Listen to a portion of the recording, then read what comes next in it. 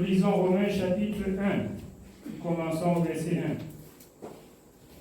Paul, serviteur de Jésus-Christ, appelé à être apôtre, mis à part pour annoncer l'évangile de Dieu, qui avait été promis auparavant de la part de Dieu par ses prophètes dans les Saintes Écritures, et qui concerne son Fils, né de la postérité de David selon la chair, et déclaré Fils de Dieu avec puissance selon l'Esprit de sainteté par sa résurrection d'entre les morts, Jésus-Christ notre Seigneur, par qui nous avons reçu la grâce et l'apostolat pour amener en son nom à l'obéissance de la foi tous les païens, parmi lesquels vous êtes aussi, vous qui avez été appelés par Jésus-Christ. À tous ceux qui, à Rome, sont bien-aimés de Dieu, appelés à être saints, que la grâce et la paix vous soient données de la part de Dieu notre Père et du Seigneur Jésus-Christ. Je rends d'abord grâce à mon Dieu par Jésus-Christ au sujet de vous tous, de ce que votre foi est renommée dans le monde entier. Dieu, que je sers à mon esprit dans l'évangile de son Fils, m'est témoin que je fais sans cesse mention de vous, demandant continuellement dans mes prières d'avoir enfin par sa volonté le bonheur d'aller vers vous. Car je désire vous voir pour vous communiquer quelques dons spirituels afin que vous soyez affermis, ou plutôt afin que nous soyons encouragés ensemble au milieu de vous par la foi qui nous est commune, à vous et à moi. Je ne veux pas vous laisser ignorer, frères, que j'ai souvent formé le projet d'aller vous voir, afin de recueillir quelques fruits parmi vous comme parmi les autres nations. Mais j'en ai été empêché jusqu'ici. Je me dois aux Grecs et aux barbares, aux savants et aux ignorants. Ainsi, j'ai un vif désir de vous annoncer aussi l'Évangile à vous qui êtes à Rome. Car je n'ai point honte de l'Évangile. C'est une puissance de Dieu pour le salut de quiconque croit, du juif premièrement, puis du grec. Parce qu'en lui est révélée la justice de Dieu par la foi et pour la foi, selon qu'il est écrit. Le juste vivra par la foi. Le juste vivra par la foi. L'apôtre Paul dit qu'il n'a point honte de l'évangile de Christ. Lui qui, Jésus-Christ, a choisi pour porter le message du salut à nous païens qui étions privés de la grâce pour le salut. Alors, j'attire ce soir notre attention pour ceux qui ont encore honte de l'évangile, honte de son identité. Ça veut dire, tu ignores ce que tu es. Or, tu devrais plutôt être donner gloire à Dieu et témoigner.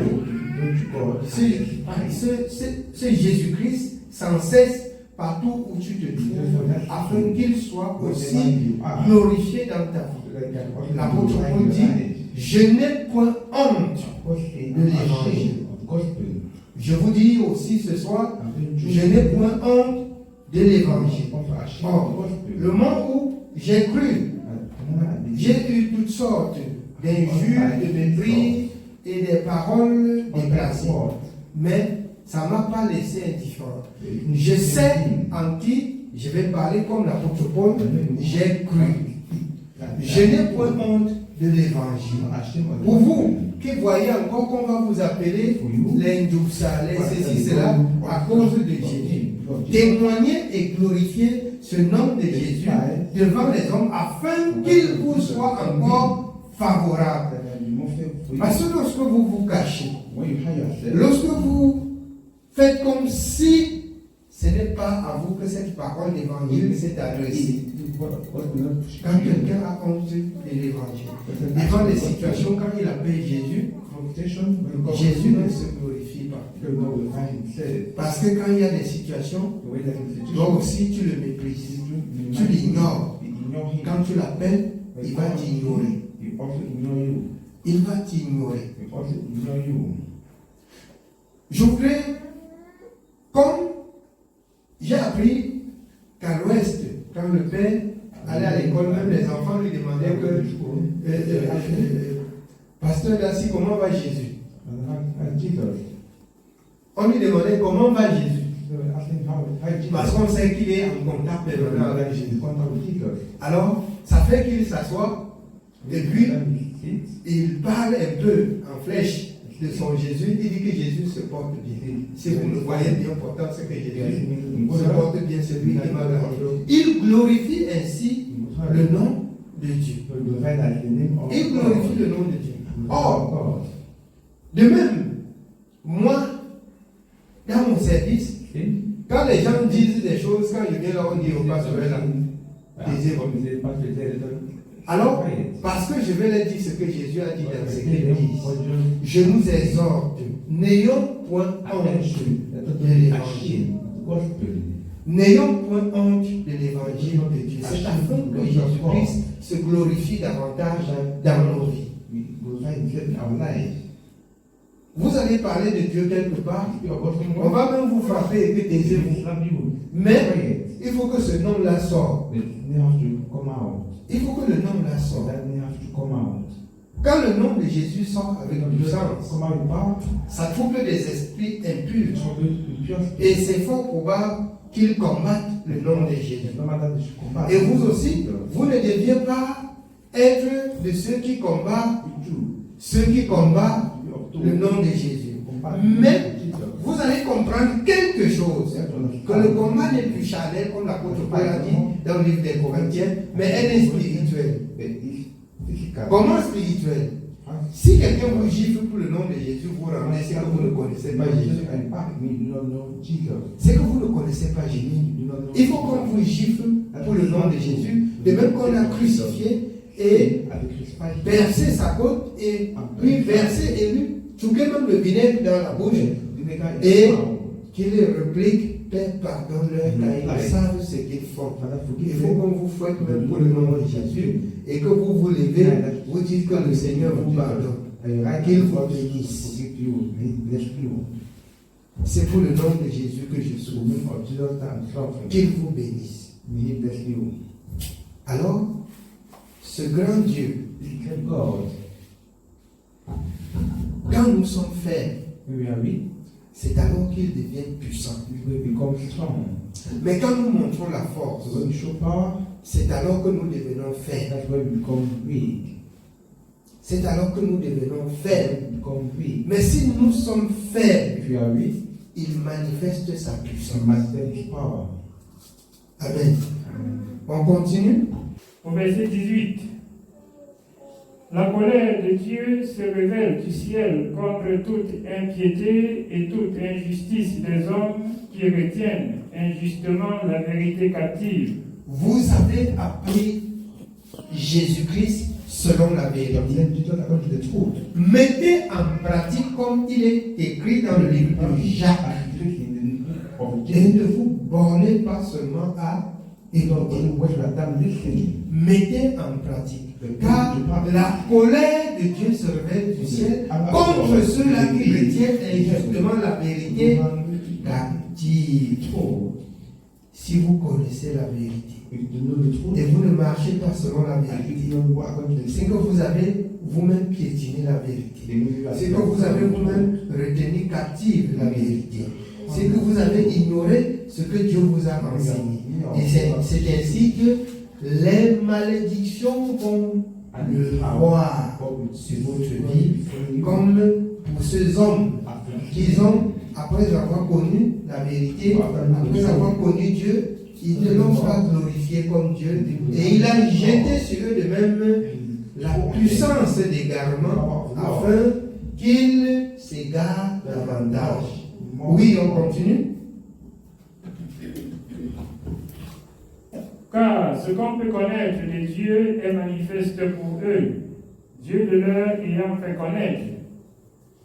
En effet, les perfections invisibles de Dieu, sa puissance éternelle et sa divinité se voient comme à l'œil depuis la création du monde, quand on les considère dans ses ouvrages. Ils sont donc inexcusables, puisque ayant connu Dieu, ils ne l'ont point glorifié comme Dieu et ne lui ont point rendu grâce. Ils sont inexcusables.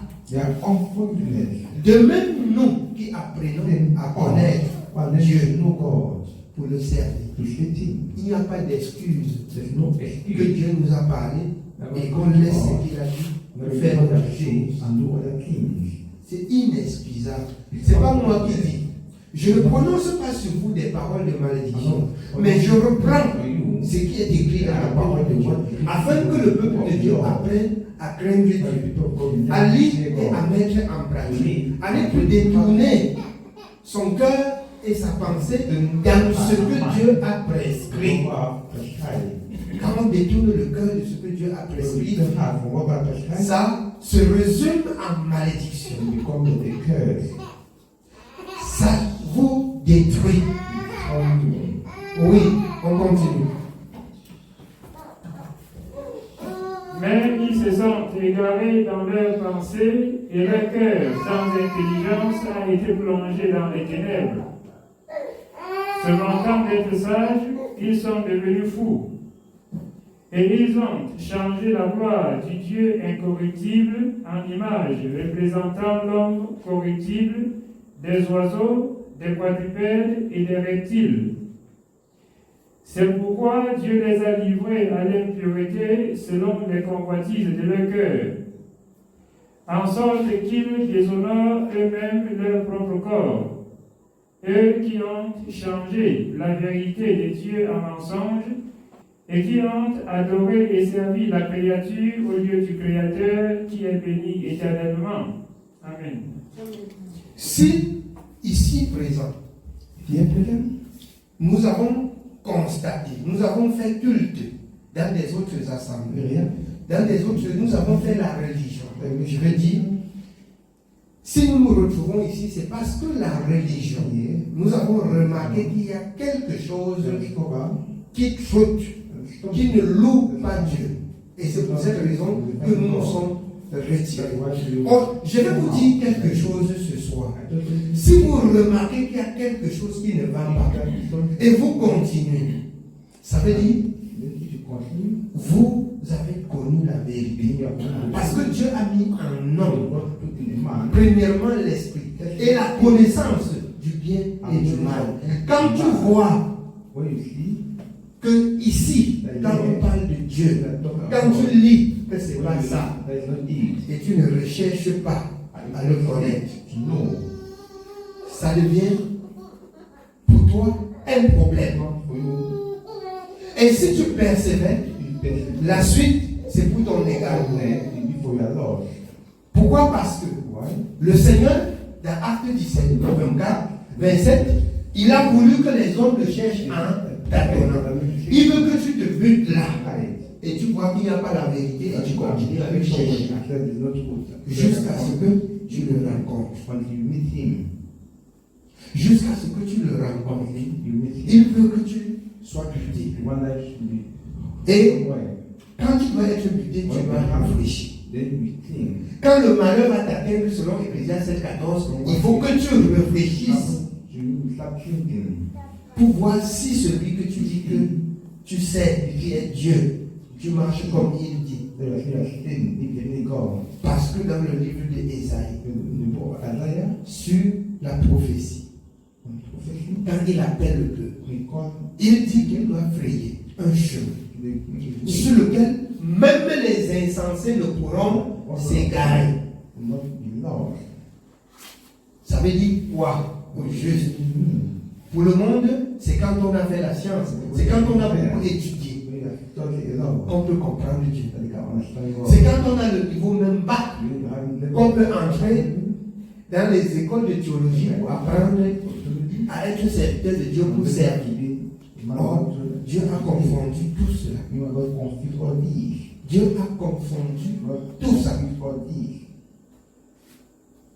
L'homme ne devrait pas se fier de la science humaine, mais de la science de Dieu. Si tu veux connaître Dieu, si tu as appris les saintes lettres, je voudrais croire que ceux qui ont colonisé avec la religion, nos parents, sont venus et ils interprétaient même en dialecte. C'est pas ça? Même en dialecte. C'est pourquoi, pour que ceux qui n'ont pas étudié comprennent le sens des Écritures. Comprennent même le sens. Quand on dit en ton patois que ça, si tu prends, ne jette pas au sol. Si tu prends, va poser sur la table. Si tu jettes au sol, tu as commis un péché. En ta dialecte. Est-ce que on explique ça à une maman en patois, elle ne va pas comprendre? Elle ne va pas comprendre.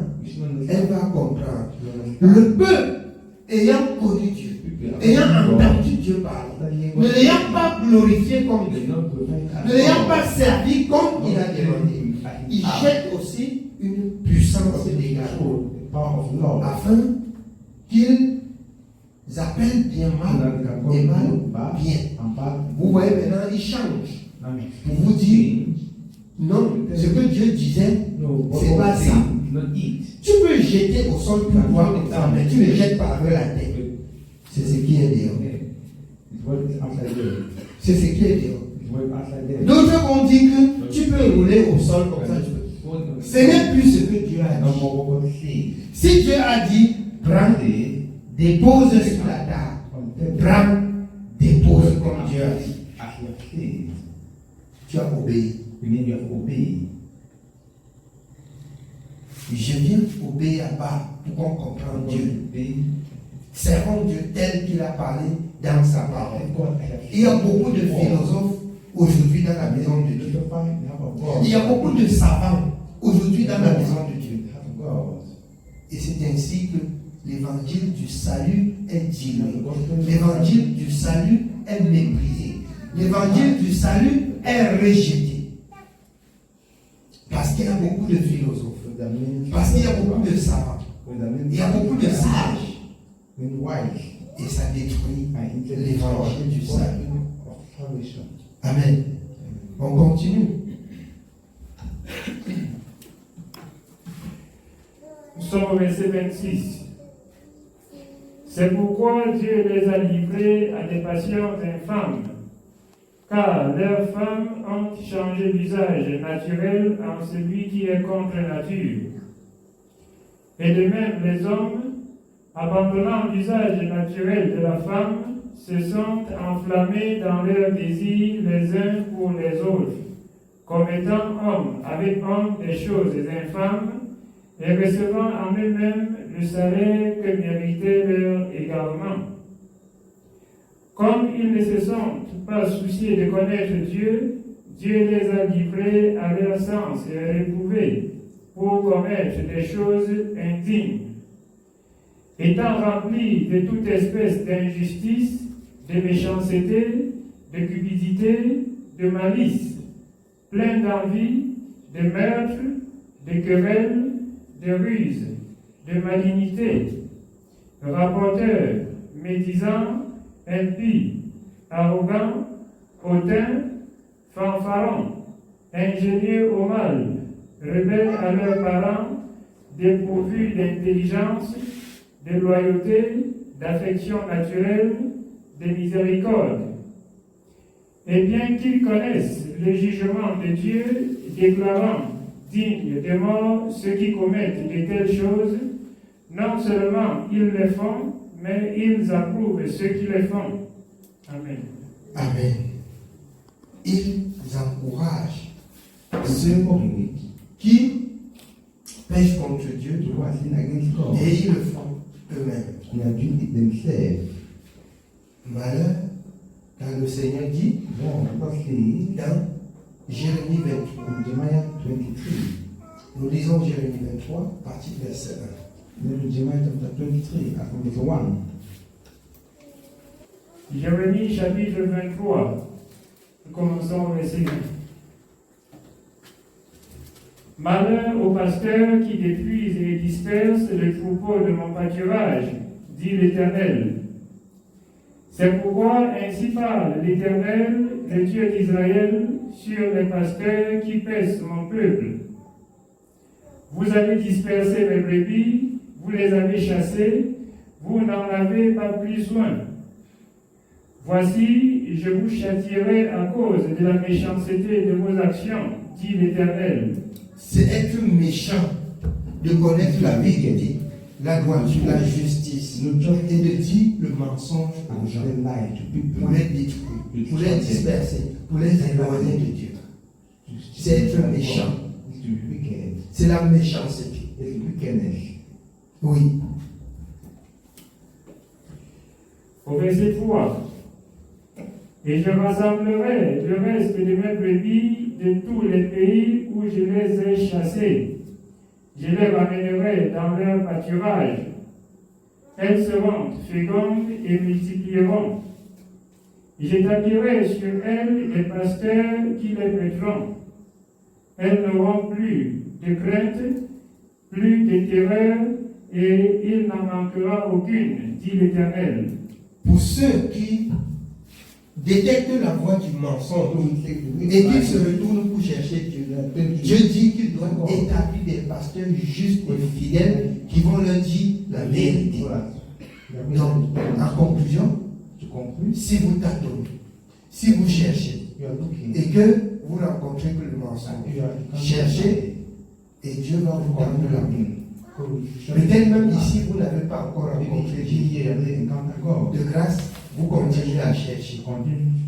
Mais si vous cherchez pour votre intérêt et non pour Jésus, certainement vous allez traverser sur Jésus et continuer.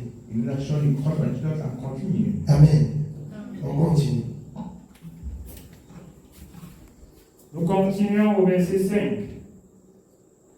Voici, les jours viennent, dit l'Éternel, où je susciterai à David un germe juste. Il régnera en roi et prospérera. Il pratiquera la justice et l'équité dans le pays. En son temps, Juda sera sauvé. Israël aura la sécurité dans sa demeure. Et voici le nom dont on l'appellera, l'Éternel notre justice. C'est pourquoi voici, les jours viennent, dit l'Éternel, où l'on ne dira plus, l'Éternel est vivant, lui qui a fait monter du pays d'Égypte les enfants d'Israël. Mais on dira, l'Éternel est vivant, lui qui a fait monter et qui a ramené la postérité de la maison d'Israël du pays du septentrion et de tous les pays où je les avais chassés, et ils habiteront dans leur pays. Jésus est venu tendre la main à tous ceux qui t'attendent dans la tradition, dans la religion, dans la tromperie des hommes. Vous savez, ce que je vais vous dire dans Jean 4, quand la femme samaritaine dit au Seigneur, alors, quand le Seigneur lui réplique, quand elle dit, le Messie doit venir, quand il serait venu, il nous dira tout. Parce que les gens étaient fatigués de la loi, du mépris, de la tromperie. Quand le Messie doit venir, il nous dira tout. Jésus, je le suis, moi qui te parle. Et sur le champ même, où est ton mari? Jésus commence à lui faire remarquer les choses dans sa vie. Il est venu sauver les malheureux, C'est pour cette raison qu'elle court partout dans la ville. Elle dit, venez entendre cette dame qui dit tout ce que j'ai fait dans ma vie. Ne serait-ce point le Christ? Est-ce que ce n'est pas le Christ que nous attendons? Que tout le monde vienne l'écouter. Que tout le monde vienne l'écouter. Cette femme, prise en flagrant délit d'adultère, dont les Juifs, les pharisiens, voudraient exercer la loi de Moïse sur elle. Jésus est sorti derrière. On lui met. Mais Moïse nous a dit, il est écrit que celui qui commet l'adultère, on doit le lapider. Jésus le regarde et dit,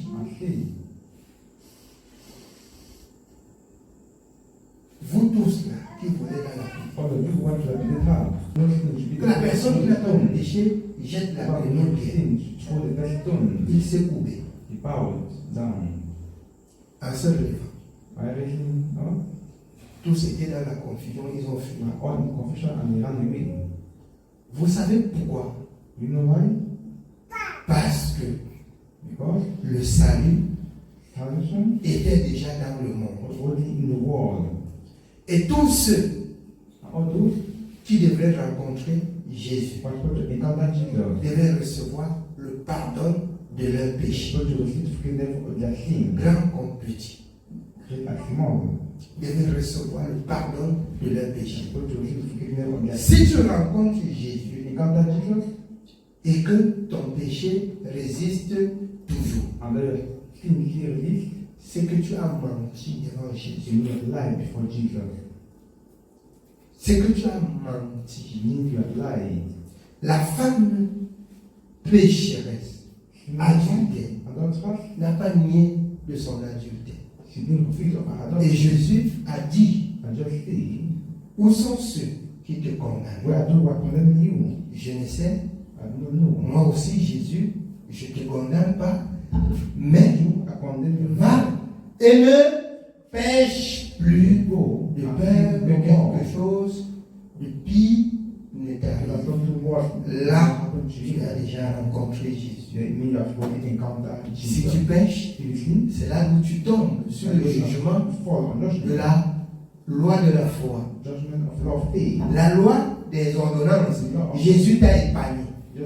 Parce qu'il s'il fallait exercer la loi des ordonnances, Jésus te laissait être lapidé. Plus il t'a pardonné, plus il t'a sauvé de la loi des ordonnances, il t'accorde la grâce pour la loi de la foi, du salut. Maintenant, va et ne pêche plus, de peur que quelque chose de pire ne t'arrive. Il parle ici du Messie, de Jésus, de celui qui venait sauver Israël de la loi des ordonnances. Amen. Oui, bien, on continue. Nous continuons au verset 9. Sur les prophètes, mon cœur est brisé au-dedans de moi, tous mes os tremblent. Sur les prophètes, son cœur est brisé au-dedans de lui.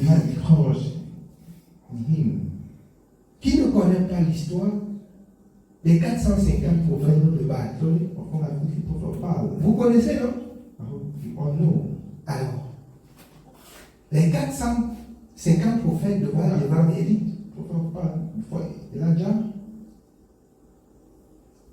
on les appelait les prophètes. Ils étaient nombreux. Élie était seul. Mais il prophétisait le mensonge. Il prophétisait le mensonge. Et il disait qu'ils enseignent la parole de Dieu. Je vous exhorte, c'est là dehors. Élie était seul. Et les prophètes de Baal étaient 450. Élie a résisté les 450 prophètes de Baal.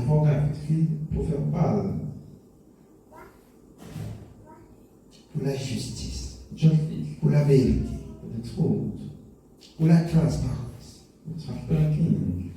Amen. On continue.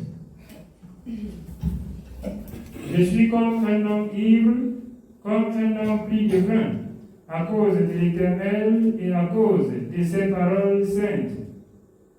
Car le pays est rempli d'adultère. Le pays est en deuil à cause de la malédiction. Les plaines du désert sont desséchées, ils courent au mal, ils n'ont de la force que pour l'iniquité. Prophètes et sacrificateurs sont corrompus. Même dans ma maison, j'ai trouvé leur méchanceté, dit l'Éternel. Même dans la maison de l'Éternel, ils sont méchants. Prophètes et sacrificateurs, l'impudicité, toutes sortes de mal. Jésus est celui qui a paru pour résister à toutes sortes d'impuretés et conduire le peuple à la perfection. Si tu échoues avec Jésus, c'est que tu es destiné pour l'enfer. Si tu échoues avec Jésus, c'est que ta place est en enfer. Si tu échoues avec Jésus, il n'y a plus d'espérance. Si tu échoues avec Jésus, il n'y a plus de grâce. Amen. Oui, bien. Nous sommes au verset 12. C'est pourquoi leur chemin sera glissant et ténébreux. Ils seront poussés et ils tomberont. Car je ferai venir sur eux le malheur, l'année où je les châtierai, dit l'Éternel. Dans les prophètes de Samarie, j'ai vu de l'extravagance. Ils ont prophétisé par Baal, ils ont égaré mon peuple d'Israël. Mais dans les prophètes de Jérusalem, j'ai vu des choses horribles. Ils sont adultères, ils marchent dans le mensonge. Ils fortifient les mains des méchants afin qu'aucun ne revienne de sa méchanceté. Vous voyez, c'est ainsi les pasteurs d'aujourd'hui et les soi-disant les prophètes. On laisse n'importe quoi, on entre à l'église. On protège. Chacun protège ses fidèles. Si on leur dit ceci, ils vont partir. On leur dit cela, ils vont partir. Bien aimé, l'évangile que nous portons, si tu ne peux pas mettre en pratique, tu vas te casser. Parce que ce sont des sociétés secrètes. Nous, je vais dire moi, personnellement, qui prêche, j'ai déjà mon salaire, je n'attends rien de vous. Je n'attends rien de vous. Je vais parler comme David dans Somme 101. Je hais la conduite des pécheurs.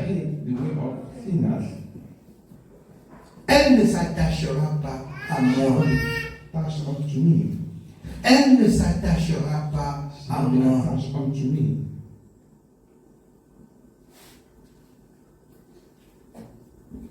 Parce que ce salut en Jésus, si nous perdons, ici ça semble être comme rien. Mais quand la trompette va sonner, c'est là où, comme la parole de Dieu l'indique, les pleurs, les grincements dedans, les regrets. Si je savais ce qu'on me disait là, qu'est-ce qui m'empêchait même? Qu'est-ce qui m'empêchait? Et ce serait tard. Et ce serait tard. C'est pour cette raison dans Hébreu. Il dit au jour d'aujourd'hui, si vous entendez ma voix, n'endurcissez pas vos cœurs. Comme lors de la révolte, où certains de nos parents résistaient à Dieu et ils ont vu comment Dieu les a traités. So how God treat them. Amen. On continue. Ils sont tous à mes yeux comme Sodome et les habitants de Jérusalem comme Gomorrhe. C'est pourquoi ainsi parle l'Éternel des armées sur les prophètes. Voici, je vais les nourrir d'absinthe et je leur ferai boire des eaux empoisonnées. Car c'est par les prophètes de Jérusalem que l'impiété s'est répandue dans tout le pays. Ainsi parle l'Éternel des armées. N'écoutez pas les paroles des prophètes qui vous prophétisent. Ils vous entraînent à des choses de néant. Ils disent les visions de leur cœur et non ce qui vient de la bouche de l'Éternel. Ils parlent ce qu'ils pensent dans leur cœur They still what the et ils people ne disent pas ce qui vient de l'Éternel. Still what comes from the Lord. Bien-aimé, c'est pourquoi le discernement est bien. On se glorifie. Qu'on est prophète, on prophétise. I said that a prophet, prophesizing. Même si Dieu dit que je suis prophète, Because I'm the je prophet, préfère encore dire, I prefer to say, alors, si le Seigneur t'accorde la grâce, voilà comment tu vas marcher. how you walk. Pas pour rester. Ainsi parle l'Éternel. Don't stand it. What says the Lord? Pourquoi on remarque qu'il y a un prophète? That do not is the prophet. Pourquoi on remarque qu'il y a un prophète? Do not is the prophet.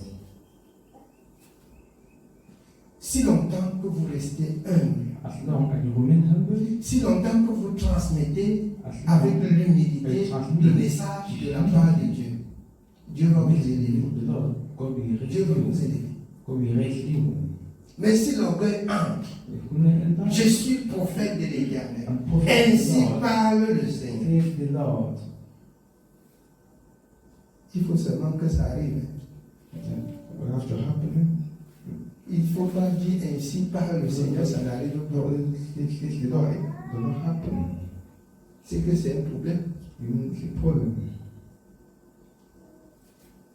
Et même si ça arrivait, And it happen. les marabouts aussi disent ça arrive.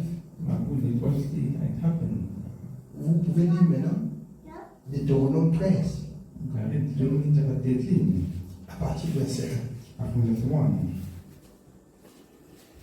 Deutéronome chapitre 13, verset 1er, il est écrit: S'il s'élève au milieu de toi un prophète ou un songeur qui t'annonce un signe ou un prodige, et qu'il y ait accomplissement du signe ou du prodige dont il t'a parlé en disant: Allons après d'autres dieux, des dieux que tu ne connais point, et servons-les. Tu n'écouteras pas les paroles de ce prophète ou de ce songeur. Car Si le songeur ou le prophète If someone claims to be a prophet, te dit des choses, say something. ça arrive exactement comme Happen. il a dit. I have said. Et il te dit par la suite, I tell you after. viens, on marche comme ça. You know the more like this. Et que ce n'est pas sous la voix du Seigneur. And that's not on the way of the Lord. Ne l'écoute pas. Not listen to him. Ne le suis pas. Do not follow him. Car l'Éternel, son verset 3. Tu n'écouteras pas les paroles de ce prophète ou de ce songeur, car c'est l'Éternel, votre Dieu, qui vous met à l'épreuve pour savoir si vous aimez l'Éternel, votre Dieu, de tout votre cœur et de toute votre âme. si vous aimez l'Éternel de tout votre cœur et de toute votre âme, il te dit, It tells you. ainsi parle l'Éternel. Those says the Lord. Et tu vois, ça arrive. And say, Et il te dit, viens, on marche comme ça. Tu vois que ça ne you veut know pas what it dire. is. You see that not thank God. Fais attention. Be careful. Il a prophétisé, c'est arrivé. La parole de Dieu dit, c'est lui qui envoie ce prophète pour t'éprouver si toi-même tu comprends qui tu suis. Prove you. If you have any get you are Vous full. connaissez l'histoire du vieux prophète No stop. avec le prophète de l'Éternel Prophet of the Lord. à Bethel. At Bethel. C'est pas ça? Didn't see. Quand le vieux prophète dit au prophète de l'Éternel, moi aussi je suis prophète comme toi. Viens et prends quelques provisions dans ma maison. Non, l'Éternel m'a dit que rien dans ce lieu ne pourra entrer dans ma bouche. Je suis aussi prophète comme moi. L'Éternel m'a envoyé de venir te dire que tu viens avec moi. Et Dieu qui t'a parlé, qui t'a dit parle, et qui t'a dit fais ceci à Bethel, et ça marche. Subitement, il parle par une autre personne et il ne te parle plus. Ça devient un problème. C'est un problème. Moi aussi, je suis prophète de l'Éternel. Enfant de Dieu. Peuple de Dieu. Vous devez marcher selon la parole de Dieu. Vous n'êtes pas vous laisser entraîner par qui que ce soit sur le chemin. Jésus-Christ est le chemin selon la parole. La vérité et la vie. Si vous laissez l'autre chemin là, c'est que vous empruntez la voie de l'obscurité.